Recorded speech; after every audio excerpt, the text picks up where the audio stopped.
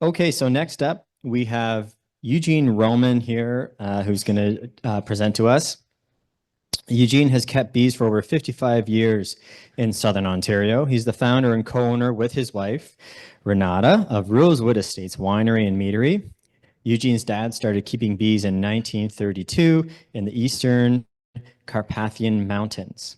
He hopes to see 100 years of beekeeping in his family. I hope so too. Eugene had a career as a network and computer technologist. He retired 5 years ago to focus on beekeeping, mead, and winemaking. To fully occupy his time, he is a faculty advisor in AI and advanced analytics at York University. Over the past 30 years, he has been involved with shaping future technology leaders at the University of Waterloo, McMaster Queen's, and most recently at York's Schulich Business School. He teaches students about how the hive mind works and how to apply it. His favorite phrase is to be or not to be. Eugene Roman. I had to throw that phrase in since we're not far from Stratford, right? And it is my favorite phrase. It's kind of shocking to be up here. My first OBA meeting was when I was 16. I remember it well. How many years ago was that? Lots of years ago. I remember it. The meetings were held at the Royal York. Did anybody attend? You have to be over a certain age. Yeah, Paul. Okay, mumble. Over a certain age. But it was a big event. And back then, Billy B was buying a lot of Ontario honey, right? Up on Tycoast Drive. Beekist in Scarborough. I remember going to Beekist as a young lad, watching the barrels of honey, quick melt, processing. That all moved to Western Canada. So I've seen a lot. Maybe I've seen too much. My roots go back to Western Ukraine. My dad started keeping bees there. I'm a particular fan of the Carpathia bee, which we were allowed to import. I was kind of involved in that with both governments. Я говорю по-українськи дуже добре. My Ukrainian, even though I'm Canadian, my Ukrainian is quite good. And I've learned a lot from Ukrainian beekeeping. Modern beekeeping was invented in Ukraine 1,000 years ago, and commercial beekeeping in the year 1080. Ukraine was the land of honey, when beeswax was more valuable than what? Gold, because it was used for candle making and other concoctions. So it was used as currency. So let's talk about the 3 T's of nucs. I have a flicker here somewhere. Triggers, traps, and tricks. This technology should work. We'll see if it works. There you go. So what we're going to talk about today is the knowing-doing gap. If you've produced a nuc, you know what to do. Maybe. And we're going to talk about different parts of that. Part of innovation in nuc production is what we're going to talk about. We need to keep changing how we approach nuc production, just like queen production. We're learning every day. Remember, the sum total of human knowledge is doubling every 14 to 16 months. So says the University of Waterloo down the street. So we as beekeepers have an obligation to learn, and it's hard as you get older. I'm getting older. I'm 67, turning 68. But imagine if you could always have the enthusiasm of these 2 young people here. And that's the way we have to approach it, because we're facing tricks. Triggers and traps. Now, this technique was developed by Nick Hodson. He was here for dinner last night, and myself, at Communitech down the road, because there are triggers, things that happen. There are traps. Oh, I screwed that up, right? And then there's the tricks, right? And, is the sperms good or bad, or the size of the queen? Could be a trick, right? You better have a good, accurate scale if you're going to be measuring a queen. So our job is to find the sweet spot. That's a pun, right? We're all beekeepers. We like honey. The sweet spot to maintain colonies. One of the ways to do that is to nuc. It reduces swarming, and we know that, right? I believe it also increases hive vigor. It exercises the hive mind, which we referred to. I spent a lot of time. I spent almost my whole life thinking about the hive mind. In fact, I've built some products, commercial software products, using hive mind. We can talk about that over lunch. So the to nuke or not is the question. So first question, how many here produce your own nukes? Show of hands, please. Okay, let's go the other way. Who doesn't produce nukes? Show of hands. Okay. Do you follow the Palmer method? Who follows the Palmer method to produce nukes? Hands high, please, because I'm getting old. Okay. How many of you successfully overwinter nukes? All right. Okay. That's what we're going to here to talk about. Now you're going to say, well, hold on, you're going to talk about spring nukes, summer nukes, and then you're going to talk to overwinter. Yeah, because there's a sequence to it. There's a natural order. That's why beekeeping is so much fun. You know, there's a natural order to it, right? I was here last night because of the weather, and I stayed next door, and I walked out. It was raining. I could see the grass turning green. Oh, no. Nuke season is almost here. I'm being optimistic. It's a few weeks off. However, there are 3 ways to do it: the right way, the wrong way, and maybe I'll show you how we do it, right? Been doing it since I was a kid. My dad said, here, split this hive. It's one of the first assignments you give a young second-generation beekeeper. And I made a lot of mistakes back then, you know, but then I also learned the hard way and the right way. So the Palmer method, if you haven't seen it, there's a short reference. You can have the deck. I'm not going to go through it. Mike Palmer, he actually follows me. We connect. When I first saw the Palmer method, I go, yeah, he's figured it out. From Vermont. It's online. People will dispute it. I see you're reading the slide there. Yes, good for you. That's good. Okay, so he takes hives and he splits them. Conventional splitting method, right? And he does it throughout the year. Well, not winter, mind you. Okay? But what he does is he overwinters nukes successfully. When I saw that, I go, oh boy, if I could overwinter nukes successfully at a 90% success rate, wouldn't that be something?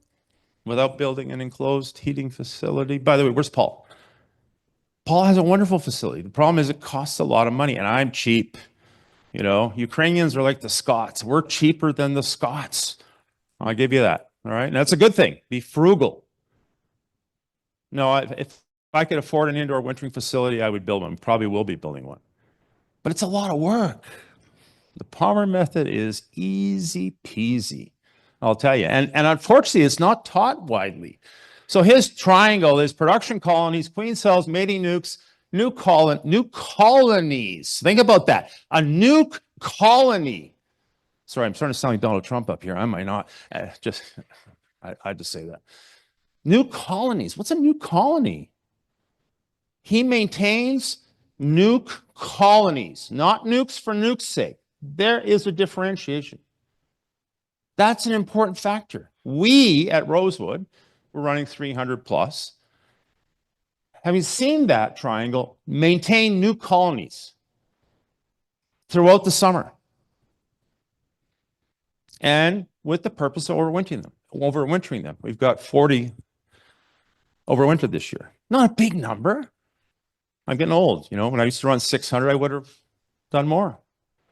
Now, when I was growing up, we never overwintered nukes. Not 1 year in 44 years, in fact. Not once. Didn't know the Palmer method. My dad passed away. He said, this is how you do nukes. Start in the spring, blah, blah, blah, blah, blah, or buy them. We didn't buy much. Package bees were in. So what we would do is spring nukes. That's how I thought it was until I started trying to figure out, well, couldn't we overwinter a nuke? That first year, I killed 30 nukes.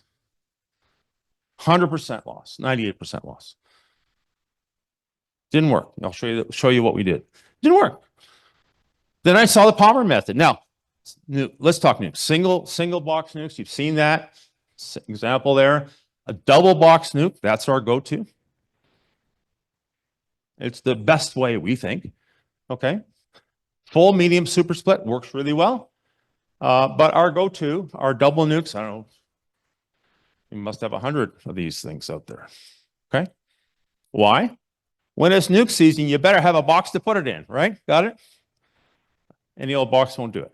We particularly like the double nukes. Tibor made a bunch for us. They're wonderful because the small colonies, new colonies, heat themselves horizontally. Okay. Now, splitting hives, it's there for your consumption. This is straight off the internet. We all pretty well know how to do this. Hard to screw up. You can screw it up. Different way to do it, more. You see the feed there. However, this is what we do. We split hives as soon as practical in the spring. 3rd week of April to the last week of April. What's the problem with that? Is there a problem with splitting nukes that early? It's too cold. Welcome to Canada. Welcome to Ontario, right? 9 times out of 10, it's going to be cold. So we use the Palmer method that he used in the winter, we use in the spring. We will not put a nuke on the ground, separated from the mother hive, unless it's on top of a mother hive, through a double screen. Why? Keep it warm. Period. We just won't. And we tried it. Put it here, things floundering. The bees are trying to stay warm. Does not work for us. Now, I'm telling you what we do. You do what you like, okay? Number 2, we use double nuke boxes on top of strong mother hives. We also notice the mother hive seems to do better. What's going on? There's pheromone mix going on. Now, I'm not a scientist. I'm a computer scientist, but you can see the effect. You put a double nuke on a double screen on top of a mother hive, and that hive will produce more honey. Show me a published source on that. It does not exist yet, but I tell you in the next decade, we'll see that. We saw it. Now, what's going on? It's chemistry. Bees are all about chemistry, right? Yeah. And there is a chemical reaction going on there. Could be sound. I think it's chemistry. And what they're doing is you're stimulating that mother hive, saying, hey, there's a swarm. Looks like 2 swarms up there. By the way, you put a solid separator between the top nuke box and the bottom, you don't get the same effect. Funny. By the way, conversely, you take a double nuke box and put it on top of mother hive for winter with a double screen, and you kill the nukes, guaranteed. Why do those nukes die on a double screen? Anybody want to answer that? Let's try and guess why. No, there's lots of food. No. CO2? Moisture? That nuke can't stop the permit. You know, it's killing it. The air from the hive is hurting it. So wintering on a solid divider. That's how we do it. Spring, double screen. Summer, double screen. Works fine. Works better. Trying to winter? 80% loss. Have a nice day. Is that a good number? 80% loss? I didn't like that number. That's what we saw. We make standalone 5 to 7 frame nukes throughout the season if needed. Nuke colonies. That's going to be a nuke colony, right? All right. We have this year 1 nuke yard only. We're going to go to 2 nuke yards now on 10. How it is. We overwinter nukes using the modified Palmer method. We're going to talk about that. And we've got these things. So fast nukes, we know that. You see a swarm cell, we just set aside into a nuke box right away, right? We keep spare boxes in the yards, 10 yards. I call that freebies, right? You'll get a freebie out of it. Doesn't take much, 1 or 2 frames of brood, some honey, and off you go. A shake of bees. The scientific method on nuking is what I am proposing we should all think about. Efficient nuke management is critical for successful beekeeping. It's a must. You start with it and end with it. Can I get a glass of water? Sorry, I'm getting dehydrated up here. Water, no water, no water. It's okay. Oh, can I get a glass of water? Thanks. Sorry. My mouth just dried out. It's air in New Hamburg. It's going to take a while. Okay. Understanding bee behavior, right? A small colony, a small nuke, behaves differently. Thanks so much. Thank you. Okay. Much better. So I hope in this lifetime I can write a short white paper, a book on the bee behavior in a nuke.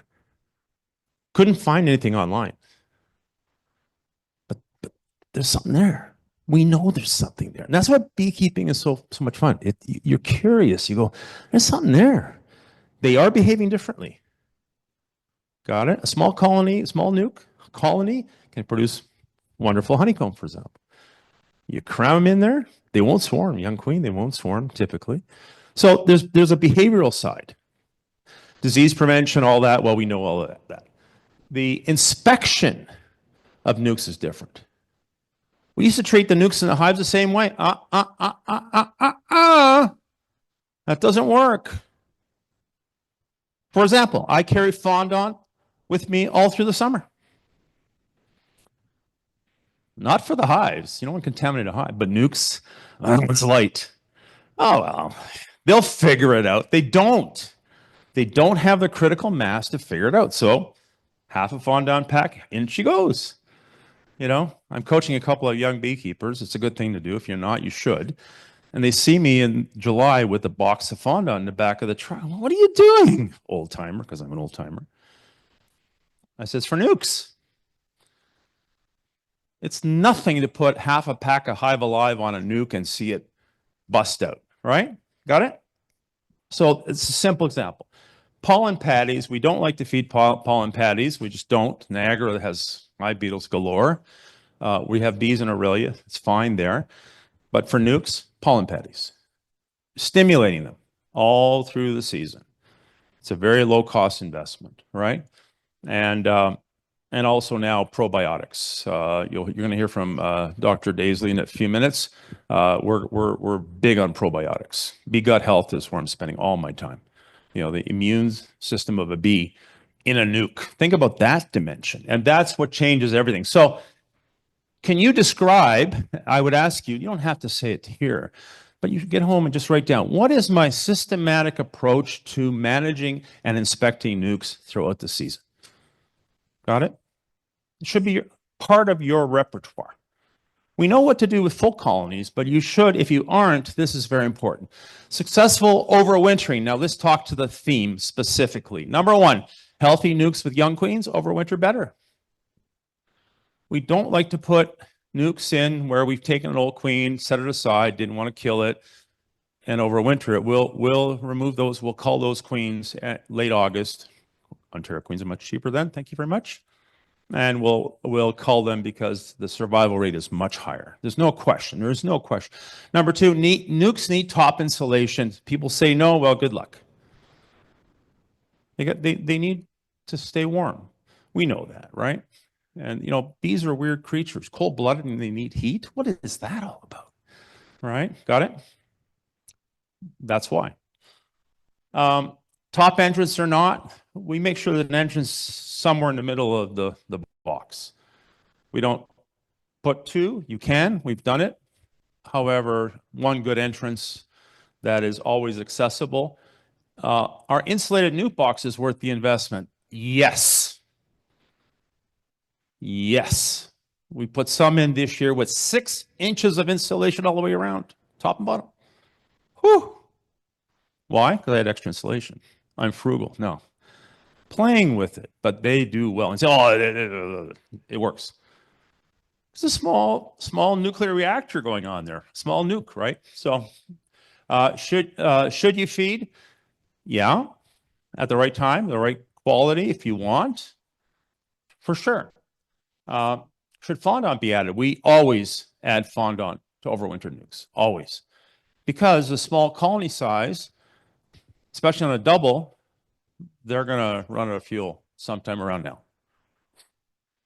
And I noticed Brian Scott, we all know Brian, his folks, Joe is out yesterday feeding his hives, nukes. I don't know about you guys. I've still got 3.5 feet of snow to deal with. I'm not going out there in my snowshoes. One, I'm old. Two, I don't want to disturb the hives with all that snow out there still. Sorry. But by putting a fondant pack on, you've got what it takes, right? Or a sugar candy top. We do that as well, right? With 10, 12 pounds of sugar in there. using hillbilly fondant. You know what that is, right? 5-to-1 with a little bit of apple cider vinegar and some high alive, and off you go. Works just as well. Should you overwinter nukes on top of mother hives? We will not overwinter nukes on the ground. Period. We just won't. Our success rate was too low. 50 to 80% loss consistently, year after year. Oh, okay, not doing this again. We used modified Palmer method, put it on top. Should you disturb your nukes when they're dormant? Please don't. So we're thinking, I love people who are starting to be, I want to open my hive in January. Sorry, you're disturbing the rhythm of the beehive. And I know sometimes get irritated. Well, I've got to inspect every frame of the hive during the summer. Have a nice day. At Rosewood, we have 6 demonstration hives. We open them three on one weekend, because we give bee tours on weekends, 3 on the other weekend. They struggle because you're opening them so much. Every time you disturb it, it's like having somebody do a biopsy on your body. So if you open your hives too much, open your nukes too much, trouble. By the way, you want to check them? Pop the top, take a look, learn to read from the top, off you go. Can a nuke be successfully overwintered? Absolutely. Look at this.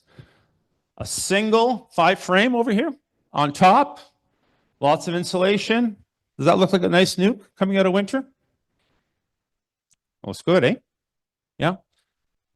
This one over here, that's a 7 with 2 inches all the way around, right? On top of a solid inner cover. Beautiful.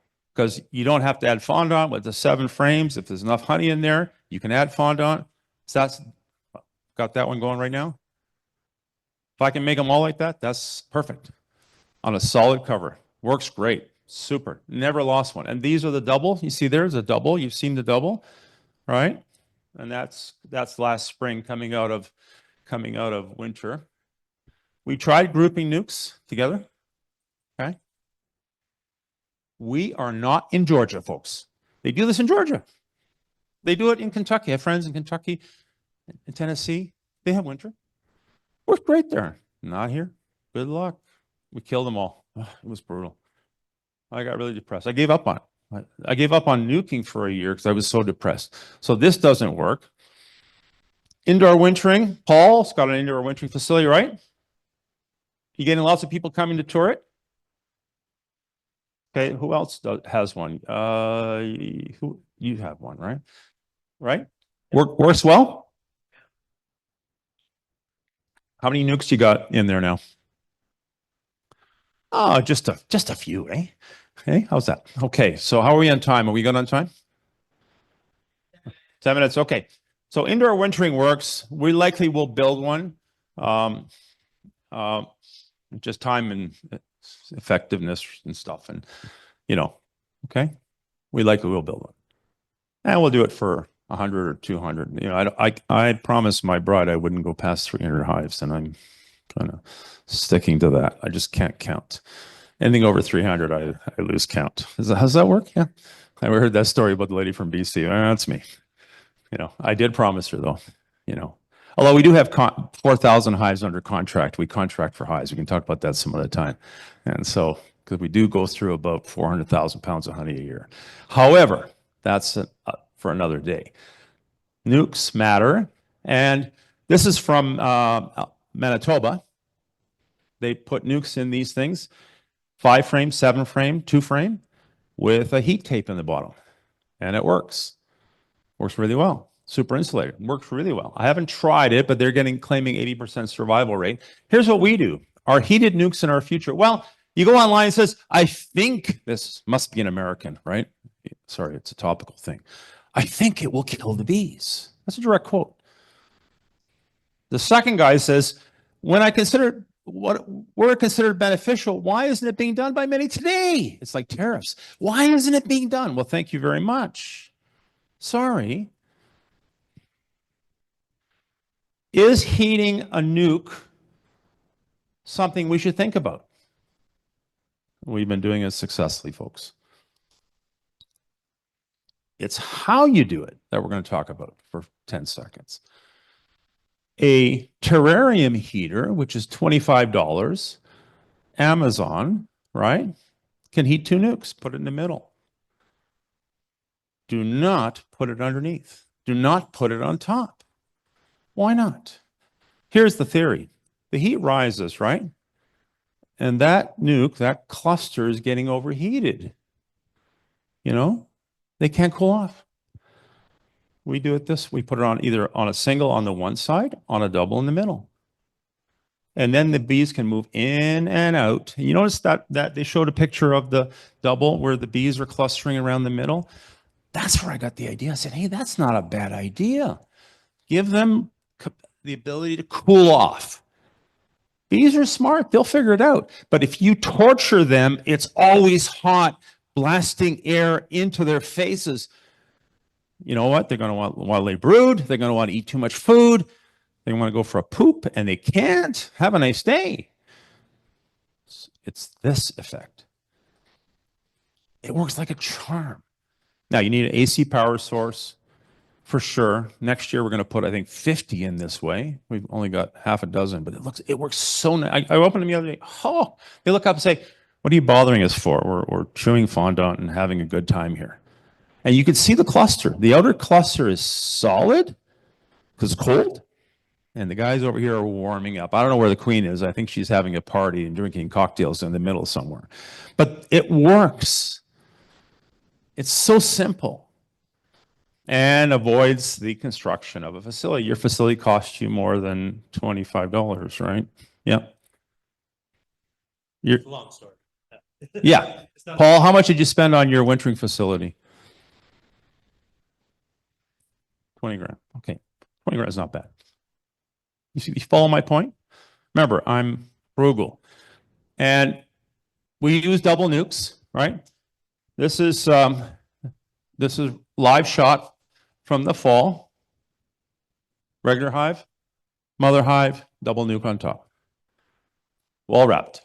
Yeah. Checked them December 20th. Looked great. See that? Simple, simple, simple.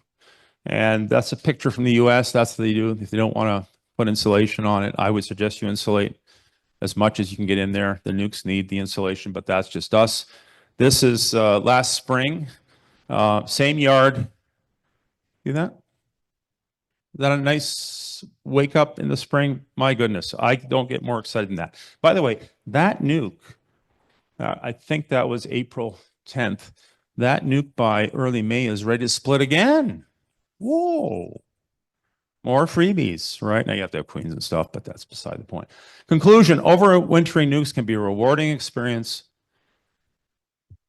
It can be very profitable to your operation. It stimulates your hives. And if you have winter kill, you have a source of good bees. It's interesting to watch a double nuke on top. Sometimes the hive with an old queen will pass underneath.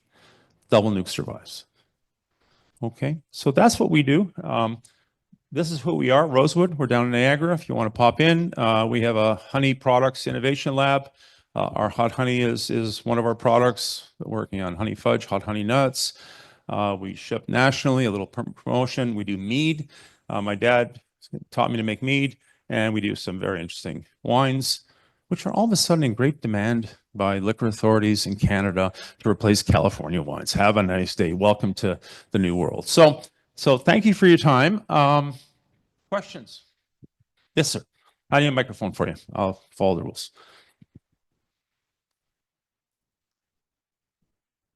When you put your double nuke on top of your hive, do you ever overwinter the bottom as a single, or is it always a double? Yes. It doesn't work as well, but yeah, yes. As long as it's a strong single. So how do you get supplemental feed in there this time? 2-inch rimmed cover with hillbilly fondant.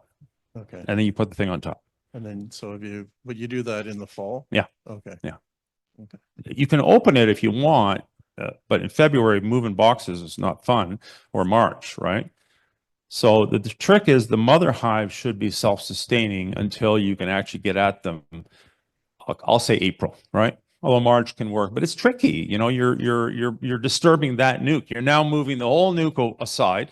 Can do it in an emergency, but we make sure the bottom hive, if it's a single, has at least 20 pounds of fondant on it. That's a lot. And we use a deep inner cover, 3/4 inch on the one side, 2 inches on the other, on an open 2-inch hole, and fill that right up, and it works really well. And then the nuke goes on top. Now we use our standard hive is a deep and a medium. They have lots of feed, no problem, or a double, no problem. Okay. So the nukes act as the insulation for the mother hive. Funny how that works, eh? You get free insulation, extra insulation for the mother hive, right? Interesting. It's a very interesting thing because you're adding this much airspace, right? You know, whatever, 10 inches. Yeah. It's all these beneficial gains. And, you know, when we started doing this, like, I don't know, 25 years ago, 30 years ago, I said, wow, this works. This flies. And it works. I was hesitant at first because there's not enough written on this. You know, we look at these young people to write white papers on this. Okay. Other questions, please? That was a question there. Yeah, go ahead. Can you please elaborate on the placing the heating pad? Yeah, so we have a 7 right now. We put the heating pad on the out on the inside, on the outside of the hive body, insulation on top, on the one side. That's it. And then insulation on top, 2 inches, 2 inches, and off you go. No, so how do I illustrate? Can I borrow your $200 box there? Sorry. I haven't done a comedy routine in a while, but since what's going on in the US, my level of comedy is increasing. So, okay. Yeah, so assume this is your nuke box, right? We put the heater on the outside. Yeah, insulation, that's it. Simple. Nothing else. It's dead simple. Now, if it's a double, we put the heating pad in between, separated by 3/8 plywood or 1/4 inch on both sides. You never want the bees on the pad, okay? Because it messes them up. I can guarantee you it's too much heat. But the wood acts as a buffer, right? And with that one pad, you can heat a double beautifully. Now we built doubles that'll handle that. You have to you just put a slot. It's so thin. And the thing is, like, it's a silicon thing, it's fire safe, all that stuff, right? $20. Yep. We keep the nuke somewhere between 4 and 5 Celsius. That heater's keeping it at 4 to 5 Celsius. Perfect. Other questions before we go? I'm standing between you and lunch. This is a very important distinction here. Yes, sir. Doesn't it work to feed the pail on top? Is that a problem compared to Fall? Yeah. Fall. No liquid feed in the winter. no? No, sir. I hate dysentery. No. Not for us, anyways. They get the trots, right? They can't get rid of the moisture. So, and you know, we'll feed in September, but first frost, we don't feed a lot. I think last year liquid feed we fed 20 colonies, 25 colonies. You know, we put about 60 fondant tops on because some of our comb honey, we do a lot of comb honey only hives, came in light. So we put about 60 of those on top with 15 pounds of feed, and they look great. You know, our standard is it's a 1/2 inch rim on a 1/4 inch plywood, 1/2 inch on one side, 2 inches on the other with a hole. That's our standard cover, the deep cover. You can see them online. It works perfectly. Every hive has one. Period. And then we put insulation on top and an outer cover. Okay, but no liquid feed in the winter. It just doesn't work. It works in the States. Even they have trouble with it. Right? We won't feed high fructose corn syrup. I don't like corn syrup, and that's just my bias. So it is what it is. Yes, sir. Question. We need a microphone here. Sorry. How are you heating or powering the pads in the winter? Electricity. I run a wire. It's wire. Yeah, you can use a solar. I mean, you know, we can get to a solar. You know, I mean, I've got friends. I'm involved in the energy business, and can be done. But it's got to run. It's got to run. So, you know, if out yards, it doesn't work. I got it. But a building, like when you have a facility, you have to have power right here, right? Yes. You have to have power. It's the same idea. All right. So, okay, got it, right? I think there'll come a time it'll be a big battery thing with a solar and a Tesla battery. Sorry, use that bad word. Some sort of battery. I'm really not happy. I don't think any of us are happy, but you know, that type of array, and it'll power it through battery, but it's got to be reliable, and that gets more expensive, right? Batteries, solar panels, and yes, but you know, you don't need much to overwinter 20 or 30 or 40 or 50 or 100 nukes this way. Really cheap. Okay, last question, I think. Yeah, sorry. Yeah. What is the last week you're creating nucs that you feel that you can that they can sustain themselves? It's a good question. August 10th, maybe August 15th, pushing it, right? The later you go, the harder it gets. The July ones will work really well. What we will do though is early August or late July, if we see runts, hives, we'll rip them apart, tear them down. One hive equals X, 2 frames, I think, and that's another way to do it. But that's got to be end of July or early August. They go too much further, and they don't have time to create the colony, the hive mind. Like, you know, you're creating a nuke colony. That's hopefully the point you take home. A nuke, typically we think of a nuke as something you split to then turn into a colony. These are nuke colonies. I please ask you to think about that notion. It changes everything, because if you maintain nuke colonies, you can, for example, a nuke colony built in May, you can split it again in July. Now you have 2 freebies, right? But a nuke colony, you actually have to maintain the hive mind in that nuke colony. That's the thing that we've learned. It took me many dead nukes before I figured that out.